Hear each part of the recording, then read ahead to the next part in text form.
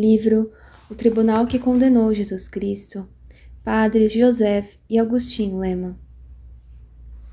Parte 2, Capítulo 3. Irregularidades jurídicas da sessão da noite.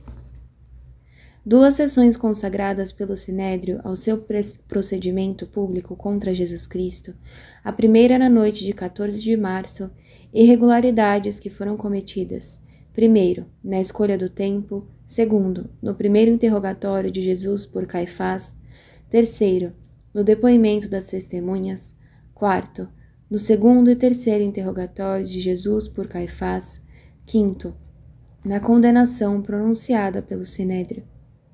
Em meio a todas essas irregularidades, nenhuma voz protesta, nenhuma voz sequer em favor da defesa. Por quê? Cena estranha que se segue a condenação pronunciada em massa pelo Sinédrio. Uma página da Bíblia próxima dessa cena. Duas sessões foram dedicadas ao processo de Jesus. A primeira aconteceu durante a noite de 14 de Nissan, março, e nos é relatada por São João, São Mateus e São Marcos. A segunda, convocada na manhã do mesmo dia, é mostrada por São Mateus e São Marcos, mas é relatada em detalhes somente por São Lucas.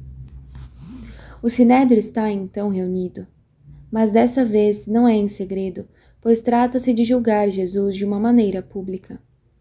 E é certamente o Sinédrio, ou seja, a Assembleia composta pelos 3 estamentos da nação, os sacerdotes, os escribas e os anciãos. É importante constatá-lo autenticamente. Os que tinham prendido Jesus levaram-no à casa de Caifás, sumo sacerdote, onde se tinham reunido os escribas e os anciãos. Era já noite, diz São João, erat autem nox. Tendo, pois, Judas tomado a corte e guardas, fornecidos pelos pontífices e fariseus, foi lá com lanternas, archotes e armas. Primeira irregularidade, porque a lei judaica defende contra que se proceda à noite. Que seja tratado um assunto capital durante o dia, mas que ele seja suspenso à noite. É após o sacrifício vespertino, segunda irregularidade. Eles só se reunirão desde o sacrifício matinal até o vespertino. É o primeiro dia dos ázimos, véspera da grande festa da Páscoa. Terceira irregularidade. Não julgarás nem na véspera do sábado e nem na véspera de um dia de festa. Primeiro interrogatório de Jesus por Caifás. Entretanto, o pontífice interrogou Jesus. É Caifás quem interroga, o mesmo Caifás que havia declarado pouco tempo antes na Assembleia Geral do Sinédrio, ocorrida em seu palácio na ocasião da ressurreição de Lázaro, que o bem da nação pedia imperiosamente a morte de Jesus de Nazaré. Como assim? Aquele que se constitui acusador permite-se assentar como juiz e também presidente dos debates? Há aí uma quarta irregularidade. Uma irregularidade revoltante porque todas as legislações humanas, e notadamente a legislação hebraica, recusam ao acusador o direito de se assentar como juiz. Se apresentar uma testemunha falsa contra um homem, acusando-o de prevaricação, ambos os contendores comparecerão diante do Senhor na presença dos sacerdotes e juízes que estiverem em exercício naqueles dias. Vemos aí que acusador e juiz são distintos. Eles não devem se confundir. E, aqui no nosso caso, eles são confundidos. Caifás, que acusou ontem, hoje assenta-se como juiz. Monstruosidade judiciária que São João quis ressaltar muito particularmente em seu relato da paixão. Caifás era aquele que tinha dado aos judeus este conselho: convém que um só homem morra pelo povo. Entretanto, o pontífice interrogou Jesus sobre os seus discípulos e sobre a sua doutrina. Caifás, que é ao mesmo tempo juiz e acusador, em vez de começar a reunir as testemunhas e enunciar os cargos de acusação, como exigia a lei judaica, quando se encontrar junto de ti, dentro de uma de tuas cidades, que o Senhor teu Deus te dará. Um homem ou uma mulher que cometam o mal diante do Senhor teu Deus, se te derem aviso disto, logo que o ouças, informar-te-ás com cuidado, sobre o depoimento de 2 ou 3 testemunhas. Caifás, digamos, começa com um interrogatório capcioso, a fim de surpreender Jesus por meio de suas próprias confissões. Eis aí um modo de proceder que constitui uma quinta irregularidade. Porque o que há de mais irregular que prender um homem ao qual não se pode pedir contas de nenhum delito? O que de mais inaudito há de que começar por interrogar ele mesmo sobre o que lhe concerne, sem apresentar nenhum acusador encarregado?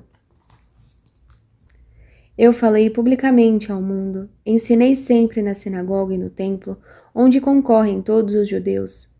Nada disse em segredo. Por que me interrogas? Interroga aqueles que ouviram o que eu lhes disse. Eles sabem o que tenho dito. A resposta de Jesus destaca precisamente a ilegalidade que cometia Caifás ao começar pelo interrogatório sem ter previamente formulado o corpo do delito. Antes de interrogar, os juízes têm a obrigação de reduzir a alguns pontos precisos e provado as acusações às quais eles devem julgar. Por que me interrogas? Ou seja, queres então que eu mesmo seja meu delator? Tens em particular algo de preciso e de distinto que sirva de objeção contra mim? Se o tens, é preciso que me mostre e me pergunte se eu confesso. Mas se não o tens, e se não tens nada de conhecido nem por vós mesmos e nem por depoimentos, que mereça ser repreendido em minha doutrina, como queres que me culpe? A mim mesmo, tornando meu acusador? Ou mais ainda, como não vedes que confessando que estais reduzido à única prova da minha confissão, justificais-me e dais, segundo a lei, o certificado de minha inocência? Temos como princípio fundamental que ninguém pode prejudicar a si mesmo? Tendo dito isto, um dos guardas que estavam presentes deu uma bofetada em Jesus, dizendo: Assim respondes ao pontífice? Há nessa brutalidade inaudita de um guarda em presença do presidente e dos juízes uma sexta irregularidade.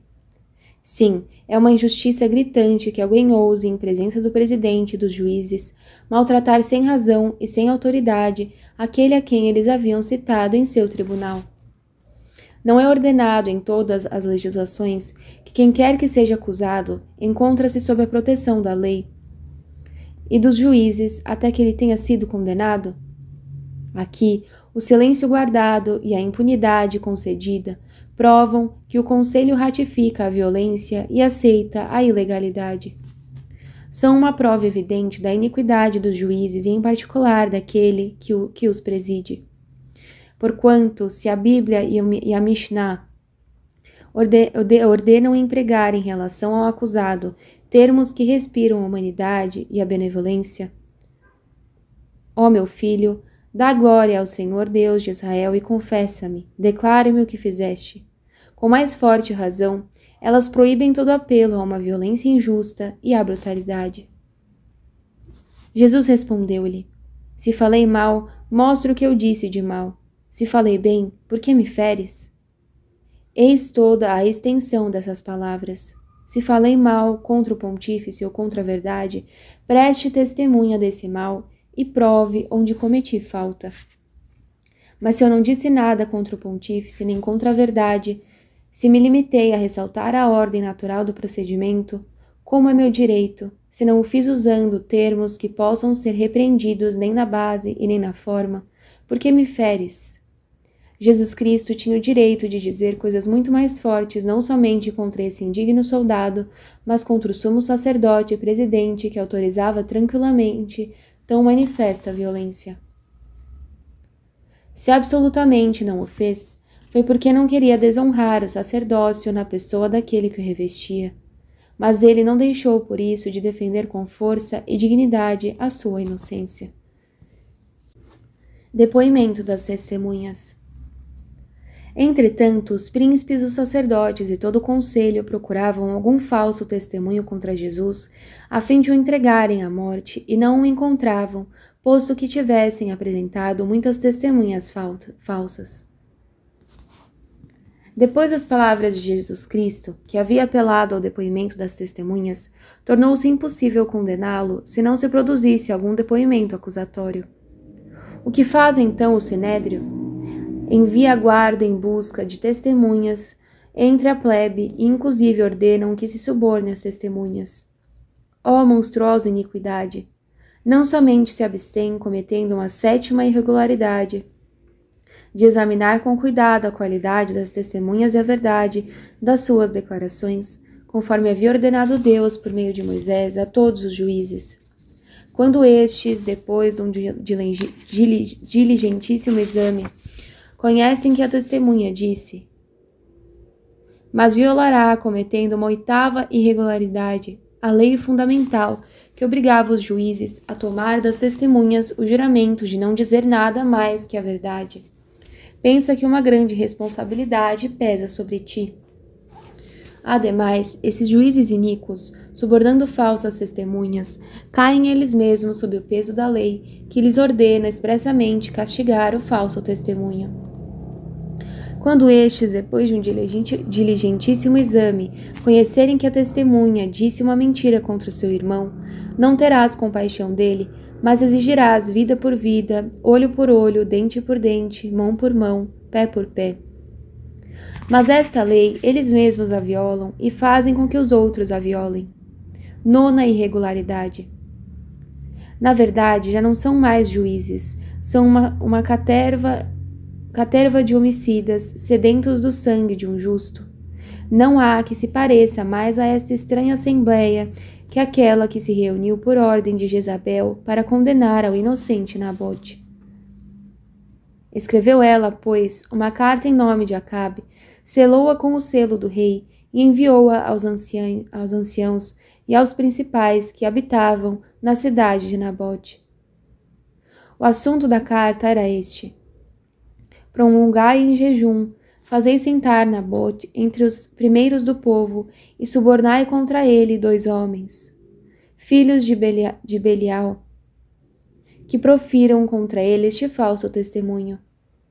Nabote blasfemou contra Deus e contra o rei. Depois, levai-o fora da cidade e apedrejai-o até que morra. Os seus concidadãos anciãos e os que viviam com ele na cidade fizeram como Jezabel lhes tinha mandado, como estava escrito na carta que ela lhes enviara. Promulgaram o jejum e fizeram sentar Nabote entre os primeiros do povo. Tendo mandado vir 2 homens, filhos do demônio, fizeram-no sentar defronte dele. Eles, como homens diabólicos, deram testemunho contra Nabote diante do povo, dizendo: Nabote blasfemou contra Deus e contra o rei. Em virtude deste testemunho falso, conduziram-no fora da cidade e mataram-no às pedradas. Continuemos com o depoimento das testemunhas. Porque muitos depunham falsamente contra ele, mas não concordavam seus depoimentos. Levantando-se uns certos, depunham falsamente contra ele, dizendo: Nós ouvimos-lhe dizer: Destruirei este templo feito pela mão do homem, e em 3 dias edificarei outro que não será feito pela mão do homem. Porém, nem este seu testemunho era concorde. Antes de submeter ao exame este duplo testemunho, nitidamente formulado, notemos primeiro uma 10ª irregularidade. 2 testemunhas se apresentam e depõem juntas, o que é contra a lei. As testemunhas só devem depor separadamente uma da outra. Separai-os longe um do outro, e eu os julgarei. E agora chegamos aos depoimentos. Desta vez, eles foram de suma importância. Sabe-se o quanto o povo judeu era zeloso da glória do templo. Por ter anunciado profeticamente: farei a esta casa, o templo, o que fiz a Silo, e farei que esta cidade seja objeto da maldição de todas as nações da terra, Jeremias esteve próximo de ser apedrejado pelos sacerdotes e pelo povo. E se ele escapou de uma morte certa, Deveu isto à intervenção de poderosos senhores influentes no tribunal.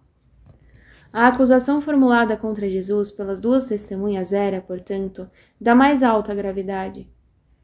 Por isso despertou a atenção de todo o conselho. Esperava-se haver encontrado, por fim, um motivo suficiente de convencimento para condenar o acusado. E assim teria sido se as falas das testemunhas tivessem sido verdadeiras e concordantes. Mas longe de possuírem essas duas qualidades rigorosamente exigidas pela lei judaica, cada um dos depoimentos, como acabamos de esclarecer, eram falsos e discordantes. Eles eram falsos, primeiro, porque não relataram as palavras de Jesus nos termos exatos com as quais se serviu o autor. Com efeito, Jesus Cristo não havia dito eu posso destruir e nem eu destruirei, tal como afirmavam as duas testemunhas que queriam torná-lo suspeito, mas sim destruí. Destruí este templo e o reedificarei em 3 dias. Palavras hipotéticas insuficientes para construir uma acusação séria contra o acusado, pois elas significam suponhamos que este templo seja destruído e etc. Ora, para fornecer ao impaciente Sinédrio um delito grave e capital, as testemunhas atribuíam a Jesus Cristo essas palavras absolutas e categóricas. Posso destruir e destruirei. Segundo, os depoimentos eram ainda falsos porque eles reproduziam as palavras de Jesus Cristo de maneira completamente diferente daquela que ele as havia usado. Jesus Cristo, com efeito, ao pronunciá-las, havia feito alusão ao templo vivo do seu corpo sagrado e não tinha nenhuma intenção de se referir ao templo material de Jerusalém. O apóstolo São João, ouvinte desta palavra, o afirma expressamente. Ora, ele falava do templo de seu corpo. Ademais, para se estar plenamente convencido disto, basta lembrar os termos empregados por Jesus Cristo. Para não deixar qualquer dúvida sobre a intenção em que ele estava de falar somente de seu corpo. Cristo serviu-se da palavra solvite, termo que as testemunhas interpretaram no sentido de destruir, mas que na sua acepção óbvia e natural significa propriamente romper os vínculos. Rompem os vínculos deste templo. E este termo se relaciona evidentemente a um corpo animado, templo vivo em que se pode romper os vínculos pela morte, não se tratando assim de maneira alguma um templo material. Mas o que conclui por fixar vitoriosamente o sentido das palavras de Cristo são os termos finais de sua frase: eu o ressuscitarei em 3 dias. Excitabo, e não, e o reedificarei, a edificabo.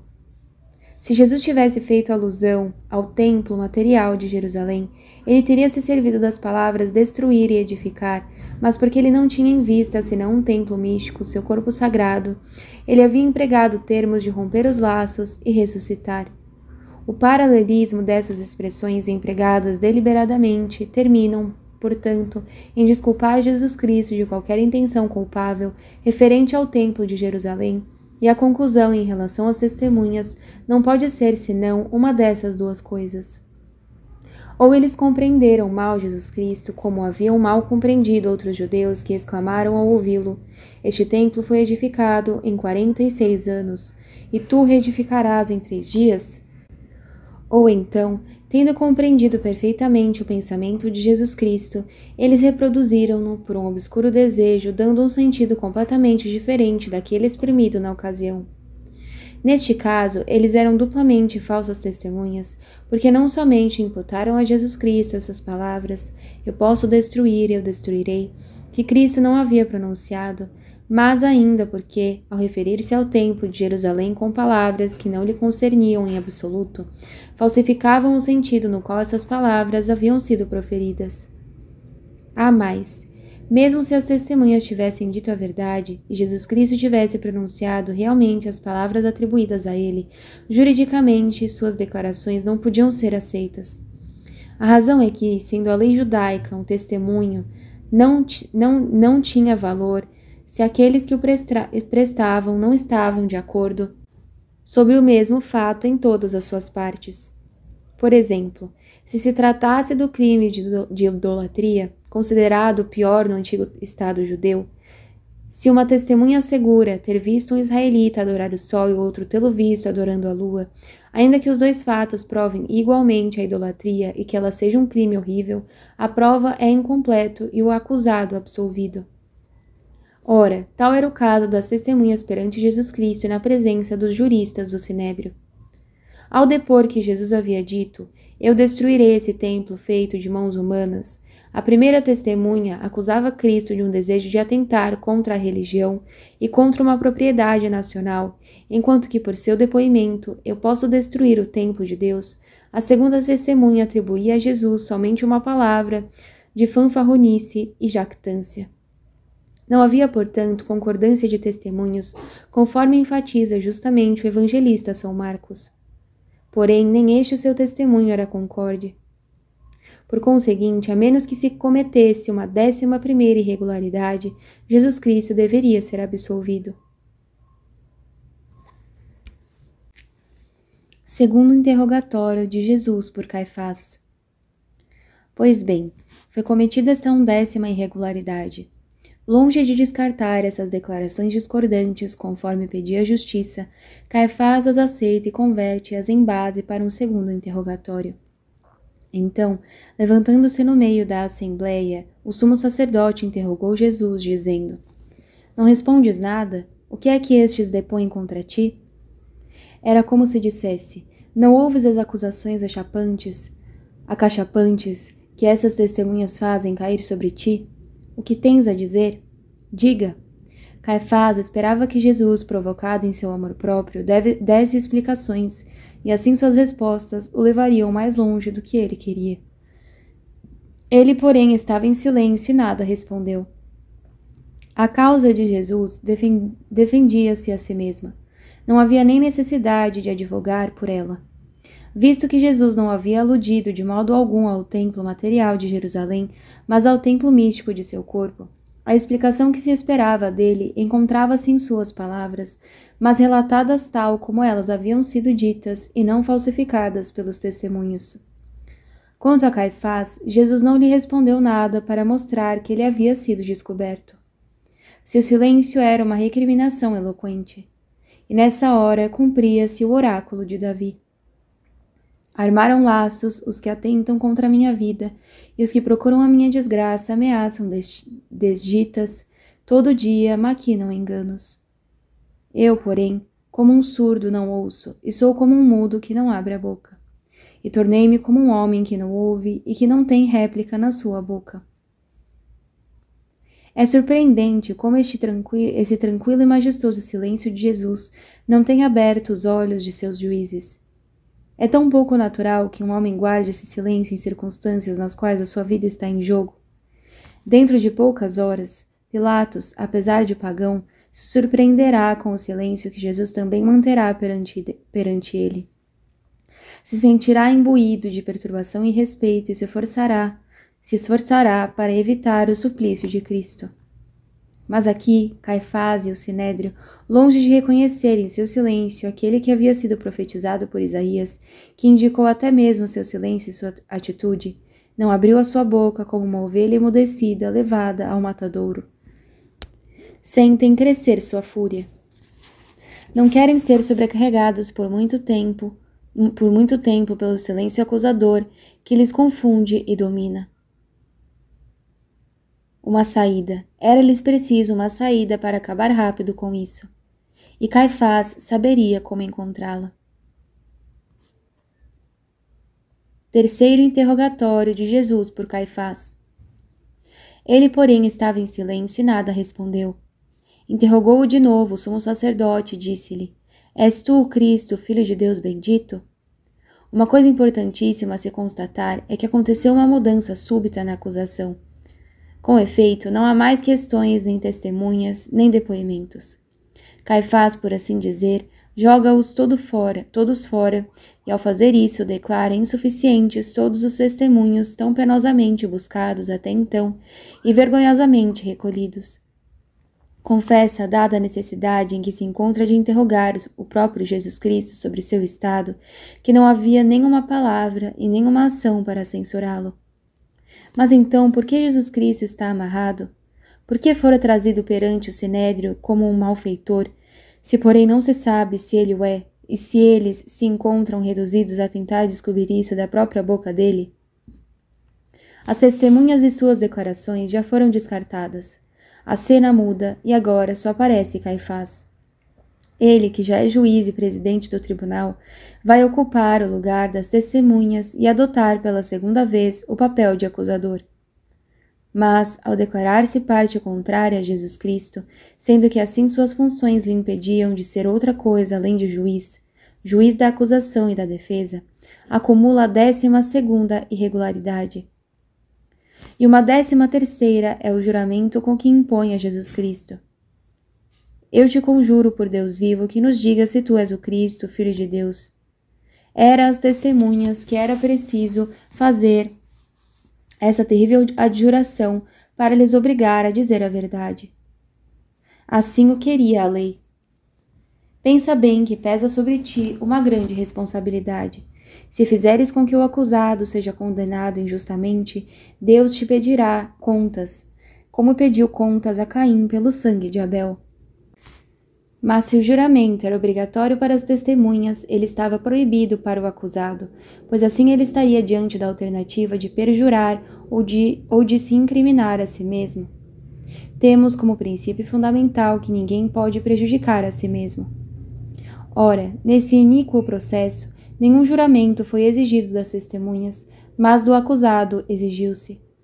Essa grave infração à moral e à jurisprudência, um profeta o havia anunciado e estigmatizado. Falaram de ti de maneira criminosa, tomam teu nome em vão os seus inimigos. Quanto ao tom da pergunta, não era senão uma armadilha da parte de Caifás, ao conjurar Jesus, em nome do Deus vivo, a declarar se era o Filho de Deus. Caifás previa que, independente de sua resposta, a consequência seria uma sentença de morte. Se Jesus dizia para si negar ser o Filho de Deus, será condenado como impostor, porque certamente ensinou o contrário. Se confessar que é o Filho de Deus, a condenação não é menos certa, porque será declarado culpado do crime de blasfêmia. Deste modo, a confissão era um crime e sua negação outro. E Jesus lhe disse: Eu o sou. Jesus respeita a majestade do nome de Deus, presente nos lábios do sumo sacerdote. Ele cede a uma interpretação cuja malícia lhe era conhecida, mas que está revestida daquilo que há de mais augusto na religião. Não lhe confundiu a dissimulação do pontífice, mas quer honrar o nome divino daquele que se serve para cobri-la. Condenação pronunciada pelo Sinédrio. Então o sumo sacerdote rasgou os seus vestidos, dizendo: Blasfemou! Que necessidade temos de mais testemunhas? Eis que acabais de ouvir a blasfêmia. Que vos parece?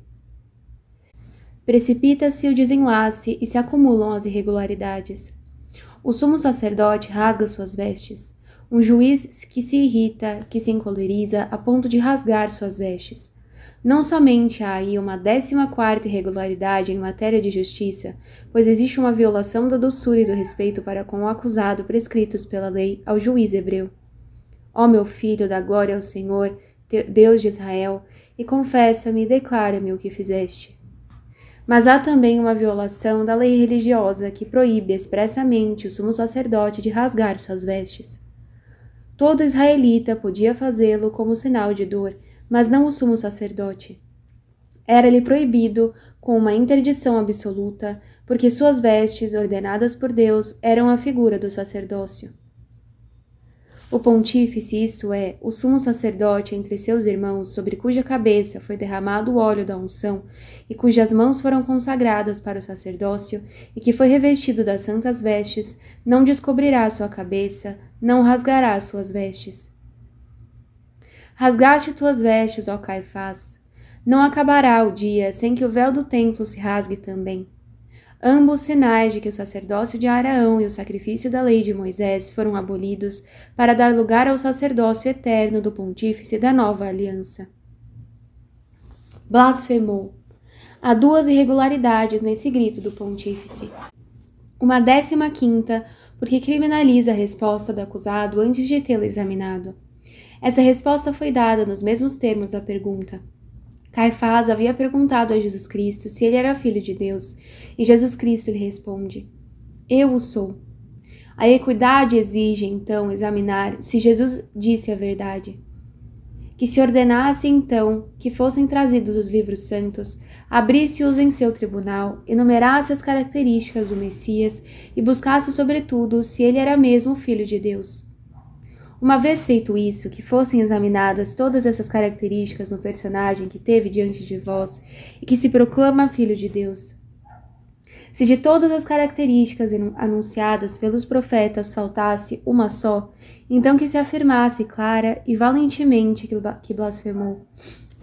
Mas criminalizar sua resposta antes de tê-la submetida a um exame ao menos superficial não é cometer um ato iníquo e odioso? Não é insultar a justiça?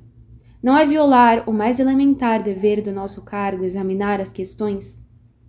Quando estes, depois de um diligentíssimo exame, conhecerem que a testemunha diz dos juízes o Deuterônimo em 19:18. Ouvis isso? Um diligentíssimo exame, e aqui, no nosso caso, nem sequer há indagação. Os juízes ponderarão na sinceridade da sua consciência, acrescenta a Mishnah, e neste caso, asfixia-se a consciência. A 16ª irregularidade comete Caifás quando grita blasfemou, donde se permite influenciar a opinião de todos os demais juízes. Ao qualificar de blasfêmia a resposta do acusado, tira toda a liberdade de sufrágio dos juízes subalternos. Eu absolvo, eu condeno. Assim devia ser, segundo a Mishnah. A fórmula do seu voto, enquanto que ao gritar blasfemou, não deixa aos seus colegas a possibilidade de emitir uma opinião diferente da sua, visto que entre os judeus a autoridade do sumo sacerdote é considerada infalível. Mas aí, algo não menos iníquo. Que necessidade temos de mais testemunhas? Como assim? Um juiz ousa proclamar que pode prescindir de testemunha, mesmo quando a lei exige? Por acaso não prescreve a lei que se esmiúce até os mínimos detalhes? Por acaso não ordena apresentar a cada testemunha 7 tipos de questões? É um ano jubilar? É um ano ordinário? Que mês? Que dia do mês? A que hora? Em que lugar? É essa pessoa? Mas Caifás, que deseja ardentemente que Cristo seja condenado o mais rápido possível, pisoteia todo o procedimento, não o quer mais, suprime-o. É a 17ª irregularidade. E comete ainda uma 18ª irregularidade. Que vos parece? Nada mais irregular que pedir os votos publicamente e em geral. Os juízes absolvem e condenam cada à sua vez. Cada um por vez, ó Caifás, enquanto que vós quereis a condenação em bloco. E depois, que amargo escárnio! Após ele mesmo ter rasgado suas vestes com todos os sinais do mais profundo horror, após com este ato ter assustado a todos os assistentes com um terror religioso, após ter qualificado a horrenda blasfêmia a resposta de Jesus Cristo, após ter declarado que já não há necessidade de novas provas e nem de novas testemunhas para ditar contra ele uma pena capital, não é o mais amargo dos escárnios perguntar aos seus colegas: que vos parece? Assim, a resposta do Sinédrio foi a que o pontífice havia previsto. Todos responderam: é réu de morte. Quantas irregularidades nessa sentença! Uma 19ª, porque não há deliberação, e os juízes, somente com a afirmação de Caifás, pronunciaram rapidamente uma sentença de morte. Tendo julgado os juízes, reúnem-se e recomeçam entre eles o exame da causa. Uma 20ª, porque a sentença é pronunciada no mesmo dia que começou o processo, enquanto que, segundo a lei, deveria ser adiada até o dia seguinte. Todo juízo criminal pode acabar no mesmo dia que começou, se o resultado das deliberações for a inocência do acusado. Mas se for necessário pronunciar a pena capital, deve-se esperar o dia seguinte. Uma 21ª, porque os escribas não recolheram os votos, como tampouco os juízes votaram individualmente. Em cada uma das duas extremidades desse semicírculo era colocado um secretário encarregado de apurar os votos, um daqueles que absolviam e outro daqueles que condenavam. Tal foi essa sessão da noite, esclarecida profeticamente por um oráculo de Davi. Uma assembleia de malvados me trouxeram para o meio deles, homens pecadores citaram-se entre si, esperando a ocasião favorável para me perder. 21 irregularidades foram cometidas aqui, e nenhum dos juízes levantou-se para protestar. É o que destaca o Evangelho. E todos, homens, o condenaram como réu de morte. Não é por acaso que o evangelista sublinhou essa palavra. Ela é como que uma exclamação sentenciosa, como um gemido de escândalo e de dor que marca uma grande surpresa. Ela significa que é impressionante que entre 71 membros que compunham o Sinédrio não tenha se encontrado um único que tivesse suficiente consciência e coragem para protestar contra uma maneira de proceder tão inaudita. E por todos os que tomaram parte nele, eram devotos a Caifás e tão corruptos como ele. Assim, nenhum protesto contra as irregularidades, nenhuma voz sequer em favor da defesa. E, todavia, a lei judaica autorizava qualquer pessoa a tomar a palavra em favor do acusado. E isto era considerado um ato de piedade. Quando eu saía até a porta da cidade, eu quebrava as maxilas do iníquo e tirava-lhe a presa dentre os dentes. Mas nessa sessão da noite, os dois únicos membros do Sinédrio que teriam certamente tomado a palavra em favor do acusado, José de Arimateia e Nicodemos, não estavam presentes. Eles haviam se recusado a comparecer em uma sessão irregular, tida durante a noite e na solenidade da Páscoa. Certo de antemão que sua voz não seria ouvida, já que em um conselho anterior o protesto de Nicodemos havia sido desdenhosamente sufocada, ambos haviam se cuidado de manter-se à margem dos desígnios e dos atos do Sinédrio. O Evangelho disse expressamente de José de Arimateia. Então um homem chamado José, que era membro do Sinédrio, varão bom e justo, que não tinha concordado com a determinação dos outros, nem com os seus atos. Não se pode duvidar que o mesmo ocorreu com Nicodemos, que havia assumido com tanta coragem a defesa de Jesus. O pobre acusado permaneceu então sozinho e sem defesa. Quando os 11 filhos de Jacó conspiraram para matar a José, 2 dentre eles, Rúben e Judá, tomados de remorso, levantaram assim a voz em seu favor. É melhor que se venda aos ismaelitas e que se não manchem as nossas mãos, porque é nosso irmão, é nossa carne. Quando o traidor Aquitofel persuade o conselho presidido por Absalão a perseguir e matar Davi, um estrangeiro, Xussai Araquita, toma a defesa do desafortunado monarca, traído por seus súditos e perseguido por seu filho. Mas aqui, nenhuma voz compadecente em favor daquele que era mais irmão que José, mais rei e mais pai que Davi. O pobre inocente vê-se cumprir literalmente a profecia que anunciava que ele seria entregue à indiferença, cair no esquecimento dos corações como um morto. Uma vez que o Sinédrio, interpelado por Caifás, declarou unanimemente que Jesus merecia a morte, fez-se um sinal aos soldados para que o prendessem e vigiassem durante o resto da noite. Aconteceu então uma cena estranha. Então cuspiram-lhe no rosto e feriram-no a punhadas.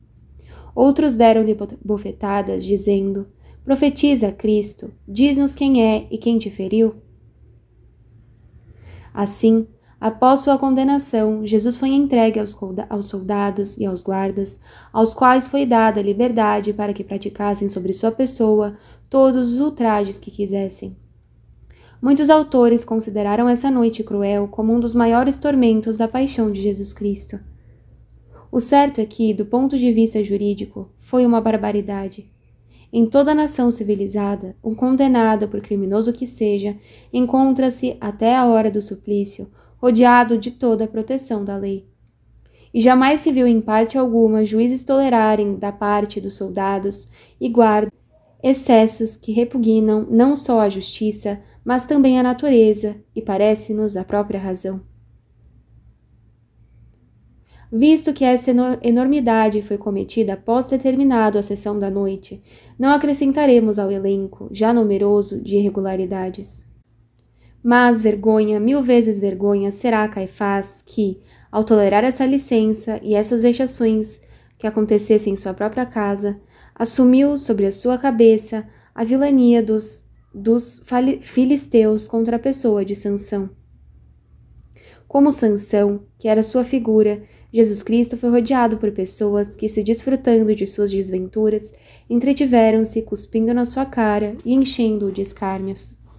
A todos foi permitido insultá-lo, golpeá-lo e saciar-se com seus opróbrios. Mas enquanto todas essas coisas se passavam, cumpria-se uma nova passagem das profecias. Eles abominam-me, fogem para longe de mim, e não receiam cuspir-me no rosto. Exclama Jó, falando de Messias. Abrem as suas bocas contra mim, e ultrajando-me, ferem a minha face.